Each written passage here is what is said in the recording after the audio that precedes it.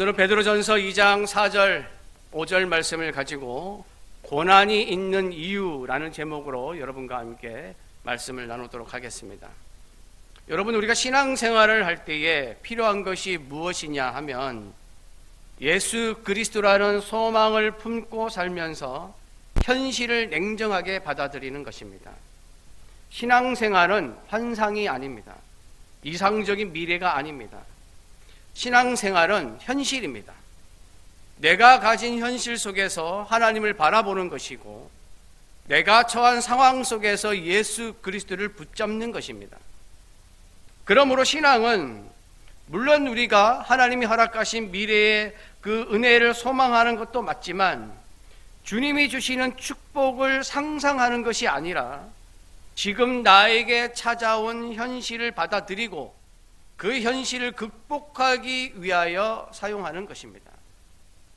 지금 나와 함께 하시는 하나님, 지금 나를 인도하시는 하나님, 지금 나의 현실 속에서 역사하시는 하나님을 만나는 것이 신앙생활입니다. 또한 어떤 일이 생기든지 지금 내가 만난 현실을 말씀으로 이겨내고 기도로 극복하면서 하나님의 뜻에 네라고 순종하는 것이 믿음입니다. 여러분, 오늘 베드로전서 말씀은 신앙 때문에 고난을 받는 지금의 터키, 요즘에는 튀르키예라고 부르지 않습니까? 이 터키라고 알려진 땅이 성경 당시에는 소아시아라고 되어 있는데, 이 소아시아에 흩어져 살던 이방인에서 기독교로 개종한 이방인 기독교인들에게 보낸 편지입니다. 이 그리스도인들은 여러 가지 고난을 겪고 있었습니다. 그리스도인이라는 것을 드러내기 어려웠던 당시 정황상 경제적으로 사회적으로 불이익을 감수해야 했습니다. 특히 이방인들, 지금으로 말하면 세상 사람들, 이 세상 사람들은 음란하고 방탕한 삶을 살고 있을 때에 믿음을 지키기 위해서 구별된 삶을 산다는 이유로 그리스도인들은 멸시를 당하였습니다. 그러니까 기독교인처럼 산다고 멸시를 당한 것입니다. 그리고 많은 오해를 받았습니다. 제일 많이 받은 오해가 뭐냐면 성만찬, 우리가 성찬식을 하지 않습니까? 성찬식을 하는 것을 보면서 세상 사람들은 기독교인들이 인육을 먹는다고 오해를 했습니다. 왜냐하면 성찬식을 할 때 예수께서 이르시되 내 몸이니 받아 먹으라, 이것이 너희를 위하여 흘린 내 피니 받아 마시라 라고 하니까 그 소리만 듣고 이 기독교인들은 인육을 먹고 인간의 피를 마신다고 오해를 한 것입니다.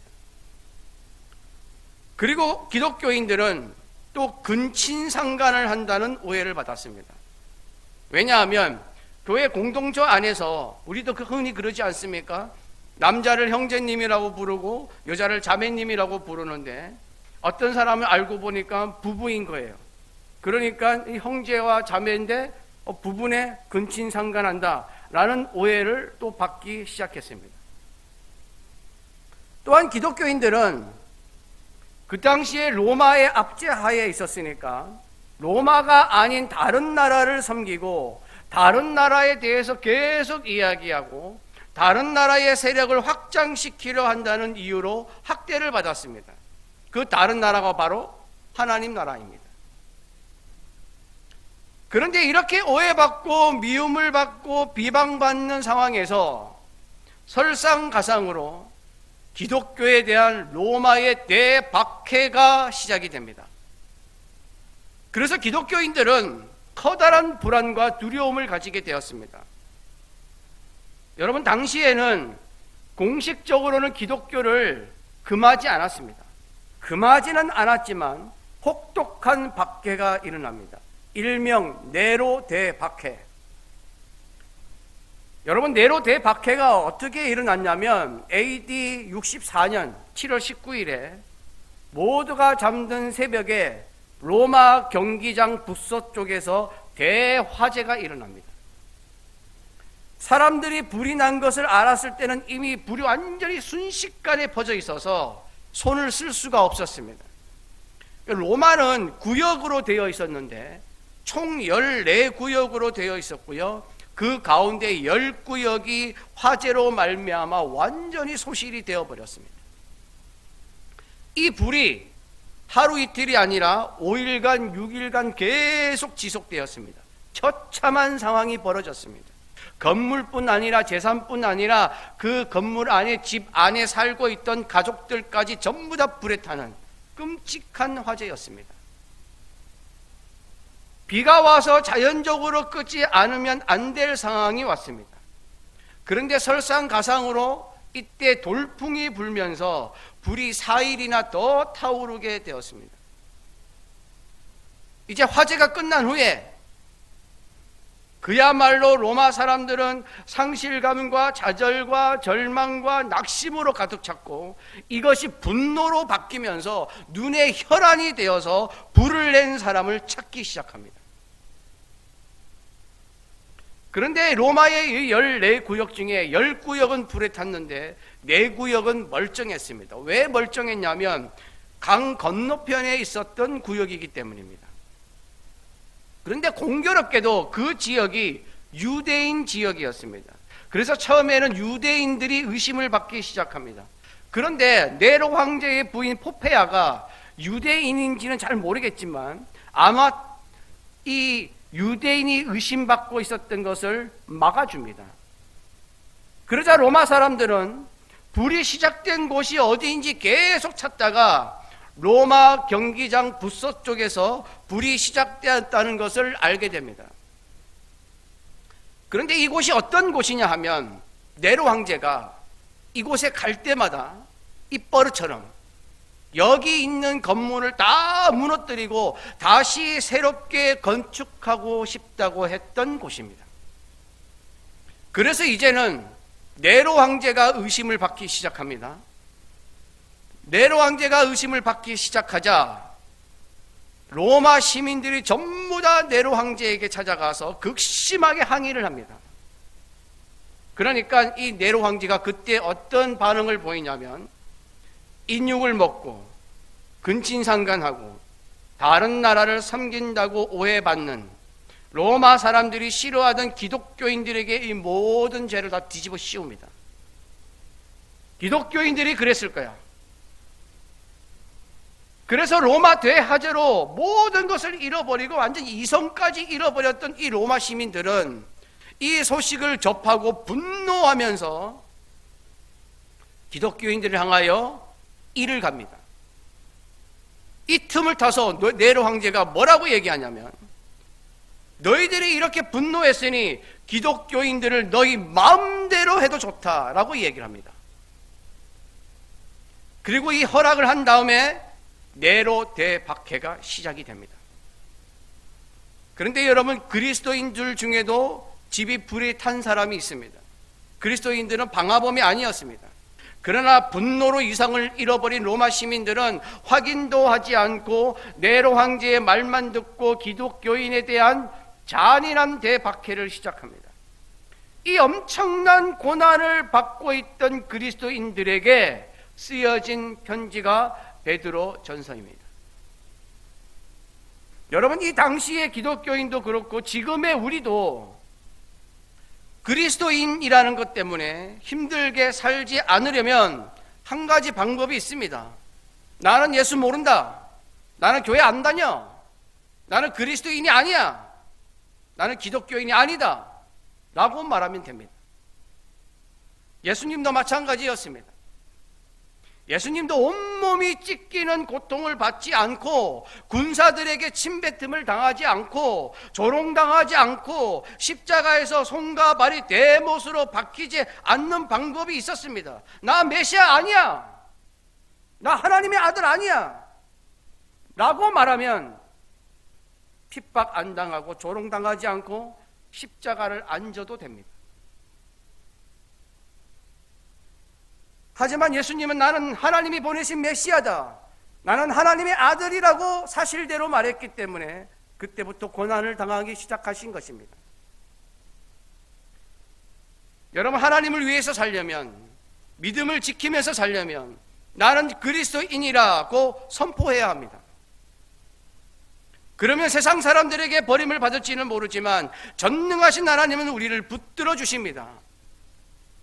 하나님이 붙잡는 사람은 예수님이 십자가에 죽은 것처럼 보였지만 부활하시고, 사람들에게 조롱당하신 것처럼 보였지만 영광을 받으시고, 사탄의 죄와 사망의 권세에 지는 것처럼 보였지만 승리하신 것처럼 승리하며 사는 줄로 믿습니다. 오늘 본문 말씀은 우리가 고난 속에서도 이런 승리의 삶을 살기 위해서 어떻게 해야 하는지에 대해서 말씀해 주고 있습니다. 오늘 말씀 베드로전서 2장 4절입니다. 함께 봉독합니다. 사람에게는 버림바가 되었으나 하나님께는 택하심을 입은 보배로운 산돌이신 예수께 나아가. 여러분, 우리가 이 세상에서 믿음을 올바로 지키면서 살려면, 하나님의 뜻대로 살려면, 말씀에 순종하면서 살려면 어려움이 찾아오게 되어 있습니다. 그게 우리의 현실입니다. 말씀대로 살지 않고 하나님의 뜻대로 살지 않으면 아무 일도 생기지 않습니다. 고난이 적습니다. 핍박도 적습니다. 그러나 그와 동시에 하나님의 은혜는 없습니다. 하나님이 주시는 놀라운 역사와 기적도 없습니다. 하나님의 은혜와 역사와 기적은 하나님을 굳게 믿는 자들에게 일어납니다. 여러분, 하나님은 우리들의 믿음이 굳건하기를 원하십니다. 사람에게는 버림받는다고 할지라도 하나님께는 택하심을 입는 믿음이기를 원하십니다. 4절에 보면 예수님을 보배로운 산돌이라고 표현하고 있습니다. 여러분, 유대인들에게 있어서 돌은 어떤 의미가 있냐면, 여러분, 돌은 변하지 않지 않습니까? 막 깎이는 일이 있고 수많은 풍화작용으로 인하여 이렇게 조금 변형되는 일이 있어도 돌은 거의 다 변하지 않습니다. 자연 만물 중에서 가장 오랫동안 변하지 않는, 수천 년이 지나도 변하지 않는 그 돌의 특성 때문에 고대 근동 지방에서는 이 돌이 신이 나타났음을 표시하는 도구로 사용되었습니다. 그래서 여러분, 창세기 28장에 보면 야곱이 잠을 자다가 사닥다리 환상을 보면서 하나님을 보게 되었는데, 그때 하나님이 야곱에게 이렇게 말씀하시지 않습니까? 내가 누워있는 땅을 너와 내 자손에게 주고 내 자손이 땅의 티끌같이 되고 내가 너와 함께 있어 내가 어디로 가든지 너를 지키며 너를 떠나지 않겠다라고 말씀하실 때에, 야곱이 그 얘기를 듣고 하나님이 여기 계신다고 하면서 돌을 가져다가 기둥으로 세우고 기름을 붓습니다. 그때 돌을 세운 것입니다. 여호수아 4장에는 여호수아가 이스라엘 백성들과 함께 요단강을 건너고 길갈에 12돌을 세웠습니다. 왜냐하면 요단강의 기적을 보면서 하나님이 여기 계셨다는 것을 표시하기 위해서 12돌을 세운 것입니다. 이렇게 하나님을 만난 곳에서 돌을 세우는 경우를 볼 수 있습니다. 그러니까 예수님이 보배로운 산돌이라고 하는 것은 영원히 변하지 않는 하나님이라는 것을 말씀하고 있는 것입니다. 그러므로 우리 그리스도인들은 영원히 변하지 않는 보배로운 산돌이신 예수님께 나아가서 보배로운 산돌처럼 변하지 않는 믿음으로, 현실을 이겨내는 믿음으로 살아야 할 줄 믿습니다. 이에 5절은 그러면 믿음으로 사는 방법은 어떤 방법이 있는가라고 설명을 하고 있습니다. 함께 봉독하겠습니다. 5절입니다. 너희도 산돌같이 신령한 집으로 세워지고 예수 그리스도로 말미암아 하나님이 기쁘게 받으실 신령한 제사를 드릴 거룩한 제사장이 될지니라. 여러분, 예수 그리스도를 믿는 우리 그리스도인들은 그리스도의 신령한 집으로 세워졌습니다. 왜 그렇습니까? 우리의 존재도, 우리의 믿음도, 우리의 삶도 모두 예수 그리스도라는 터 위에 세워졌기 때문입니다. 그러므로 우리는 예수 그리스도의 터 위에 세워진 하나님의 신령한 집입니다. 신령한 집은 또 무엇입니까? 하나님의 성전을 말합니다. 성전은 하나님이 임재하셔서 하나님의 백성을 만나 주시는 곳입니다. 그러므로 하나님이 우리에게 임재하시면 우리는 성전이 되는 것입니다. 그러니까 우리 그리스도인은 예수 그리스도의 터 위에 세워진 성전입니다. 5절에서 신령한 집이라고 되어 있는 이 단어를 원어로 보면 어떻게 되어 있냐면 단수로 되어 있습니다. 그러니까 개개인을 말하고 있습니다. 그리스도인 한 사람 한 사람이 신령한 집, 성전이라는 것입니다. 그래서 우리는 성전으로 살아가야 합니다. 하나님이 임재하시는 삶을 살아야 합니다. 하나님과 동행하는 삶을 살아야 합니다. 그러면 하나님이 임재하시는 삶은 무엇입니까? 하나님을 믿는 믿음의 삶입니다. 하나님께 영광을 돌리는 삶입니다. 하나님의 말씀에 순종하는 삶입니다. 그러나 우리가 신령한 집으로 살지 못하면, 믿음과 순종으로 살지 못하면 하나님의 성전이라는 의미를 가진 우리의 삶이 무너지는 것입니다. 하나님의 성전이 무너지는 것입니다. 그래서 우리는 산돌같이 변하지 않는 신령한 집으로 세워져야 합니다. 수천 년이 지나도 변하지 않는 산돌, 무슨 일이 있어도 움직이지 않는 산돌같이 변하지 않는 믿음을 가지고 신령한 집이 되어야 할 줄로 믿습니다. 또한 우리 그리스도인은 하나님이 기쁘게 받으실 신령한 제사를 드릴 거룩한 제사장으로 살아야 합니다. 5절에 보면 신령한 집이 단수로 쓰여서 개개인을 가리킨 것처럼 거룩한 제사장도 단수로 쓰였습니다. 거룩한 제사장을 복수로 쓰였다면 이 그리스도인들이 모여있는 교회를 말하겠지만, 단수로 개개인을 의미하는 단어로 쓰였다는 것은 그리스도인 한 사람 한 사람을 의미하는 것입니다. 그리스도인 성도 한 사람 한 사람이 거룩한 제사장이 되어서 세상을 살아야 한다고 말하고 있습니다. 그러면 제사장이 무엇입니까? 구약시대에 나오는 제사장은 하나님과 백성 사이에서 중보적인 역할을 했던 사람입니다. 그리고 백성의 대표가 되어서 제사를 집례하고 하나님을 섬기는 본을 보이는 사람입니다. 육체적인 흠이 없어야 하는 사람입니다. 그리고 하나님의 성소나 제단을 관리하고 제사 즉 예배를 담당하였습니다. 매일 희생 제사를 주관했습니다. 하나님의 율법을 백성들에게 가르쳤습니다. 하나님의 뜻을 물었습니다. 하나님의 이름으로 축복하였습니다. 이게 제사장이 하는 일이었습니다. 그리고 가장 중요한 것은 제사장들의 재산 목록 1호는 하나님이었습니다. 제사장을 맡은 레위인은 하나님이 자기의 분기시자 자기의 기업, 자기 재산이었습니다. 민수기 18장 20절입니다. 함께 봉독합니다. 여호와께서 또 아론에게 이르시되 너는 이스라엘 자손의 땅에 기업도 없겠고 그들 중에 아무 분깃도 없을 것이나 내가 이스라엘 자손 중에 내 분깃이요 내 기업이니라. 여러분, 우리는 제사장처럼 살아야 합니다. 제사장이 하나님과 백성 사이에서 중보 역할을 한 것처럼 우리는 다른 사람을 위해서 하나님께 기도에 힘쓰는 자가 되어야 합니다. 제사장이 제사를 집례하고 하나님을 섬기는 본을 보인 것처럼 하나님께 예배드리고 하나님을 섬기는 봉사의 삶을 위해서 헌신하며 본을 보이며 살아야 합니다. 또한 제사장은 육체적으로 흠이 없어야 하는 것처럼 우리는 하나님 앞에서 우상과 음란과 정욕과 악의와 미움과 시기를 다 버리고 늘 회개함으로 정결하고 거룩한 삶을 살아가야 합니다. 매일 희생제사를 주관한 것처럼 나의 매일의 삶이 하나님께 드려지는 예배의 삶이 되어야 합니다. 게다가 하나님의 율법을 백성들에게 가르친 것처럼 우리는 늘 하나님의 말씀을 묵상하고 그 말씀에 순종함으로 살아야 합니다.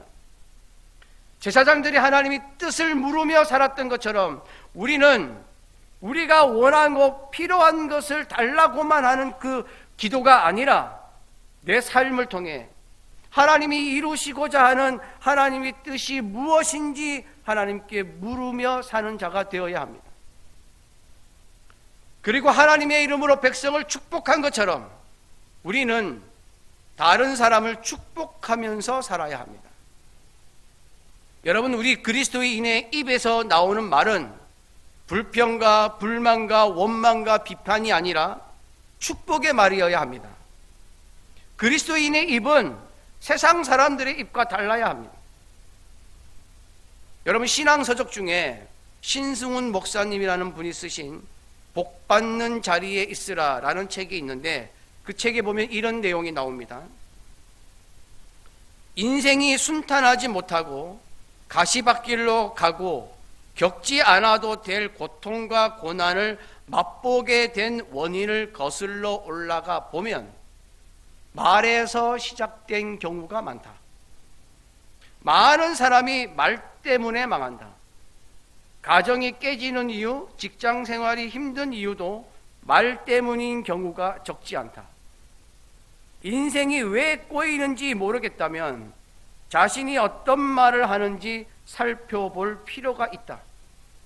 말에는 삶을 좌지우지하는 능력과 힘이 있기 때문이다. 어려운 상황에 있던 사람도 겸손하게 말하고 부정적인 말을 주로 하는 버릇을 고치면 어려움이 해결되는 경우도 많다.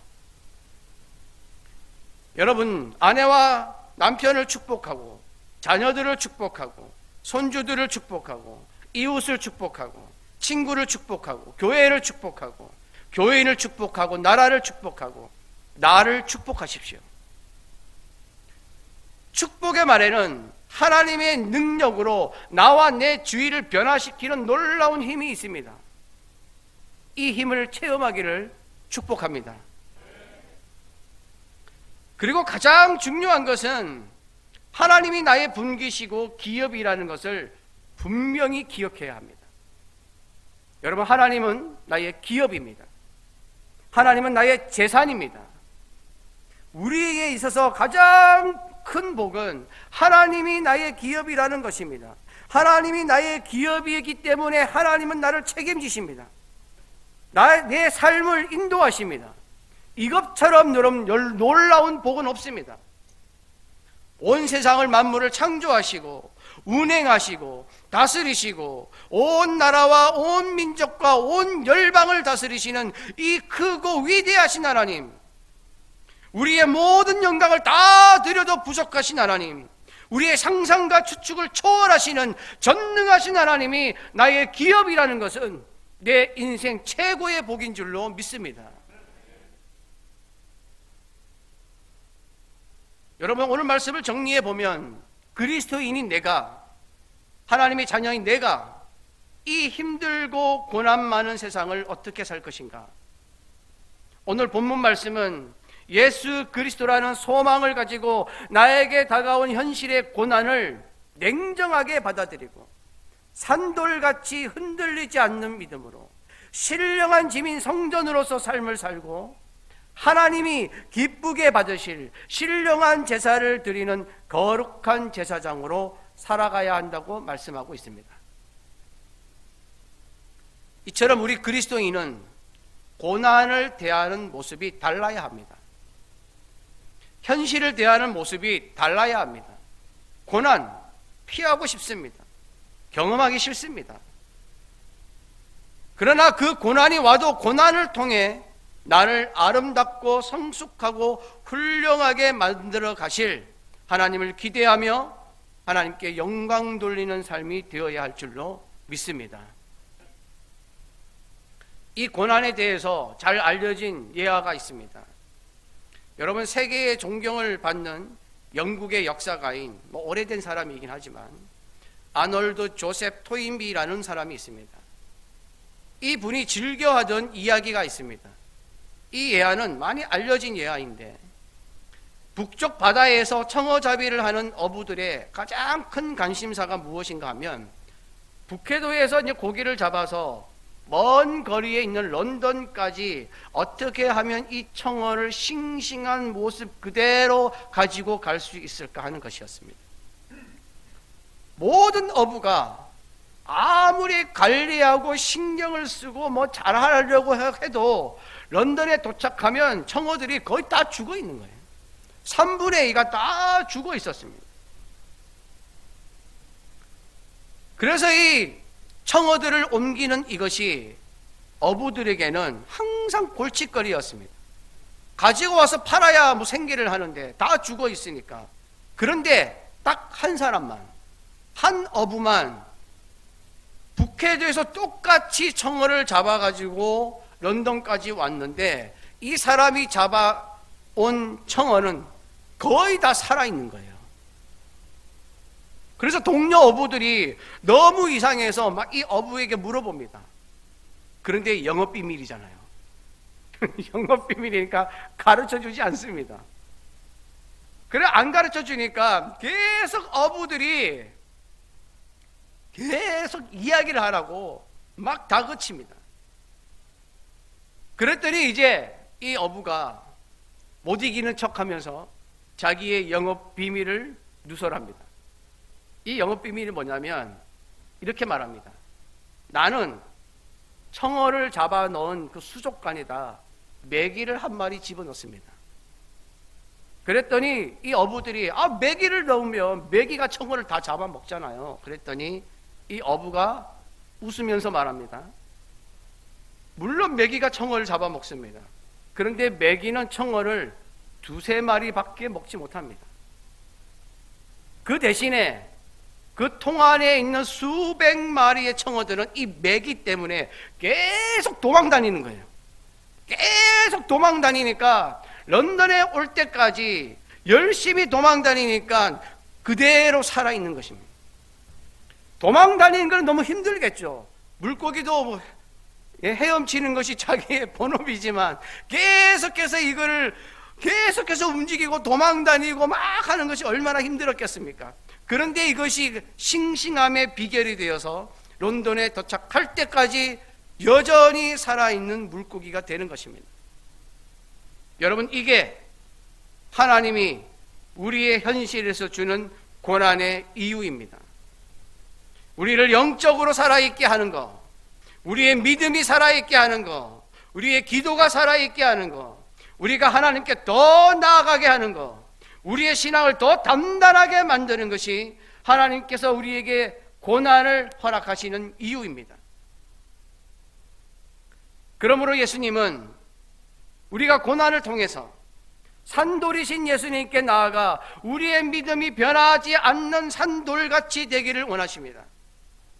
우리가 모두 나의 현실에 어떤 고난이 와도 그 고난은 하나님이 나를 산돌같이 만드시게 하기 위한 하나님이 허락하시는 보배 같은 기회임을 기억하고 이를 통해 산돌같이 신령한 집으로 세워지고 하나님이 기뻐하시는 거룩한 제사장으로 살아갈 때 하나님이 주시는 큰 은혜가 있음을 믿으며 하나님께 영광을 돌리는 여러분들이 되시기를 간절히 바랍니다.